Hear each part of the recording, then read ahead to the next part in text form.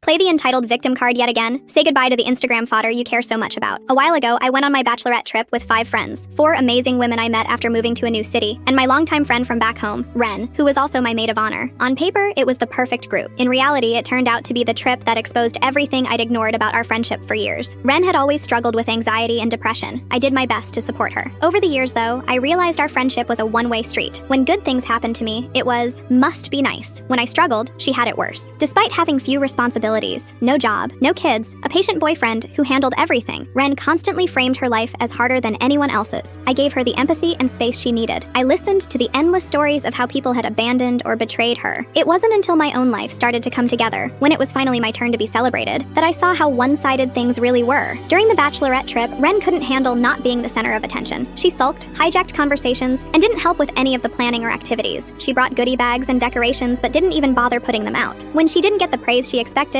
she pouted and made passive-aggressive comments. The others noticed and started pulling away from her. By day 2, the divide was obvious. She left early without saying goodbye. Later, she sent me a long message listing out all the ways I'd betrayed her, like not sitting next to her at every meal or not inviting her to buy my wedding dress. Never mind the fact we'd already done that together months ago for her. She ended the message by dropping out of the wedding, and then, just before signing off, she asked if we could exchange photos from the trip before we part ways. That was the final straw. Here's what she didn't know. I took 3 times as many photos of her as she took of me. I was the bride, the one being celebrated, yet I'd somehow ended up as her personal photographer. She posed constantly, carefully curated smiles, perfectly styled outfits, holding drinks just right, all for her social media feed. Ren used Instagram as a crutch. She crafted a version of herself that looked effortless and adored, using photos to fill in the gaps where genuine connection was missing. She didn't want those pictures for memories. She wanted content, validation, proof that she was someone's maid of honor and had been part of a glamorous, happy weekend. So I made a choice. I went through every photo and deleted or cropped her out. Any photo where she was the focus? Gone. If I couldn't salvage the photo without her, it was trashed. Then I said nothing. No reply, no reaction, no confrontation. I left her message unanswered, giving her zero fuel for the dramatic blow-up she was probably hoping for. After the trip, the remaining girls and I grew closer than ever. They'd seen her behavior and had their own stories. They weren't surprised when I told them I'd cut her off completely. They celebrated the move. They celebrated me. Months later, Ren sent a non-apology, something vague and empty about hoping we could reconnect someday. I didn't respond to that either. She'd made her choices, and I had made mine. She wanted the world to see her as a devoted friend. She wanted pictures to tell a story that wasn't real. Instead, she got nothing. No spotlight, no staged smiles, no carefully angled shots for her followers to admire. She erased herself the moment she tried to make my celebration about her. I just made it official.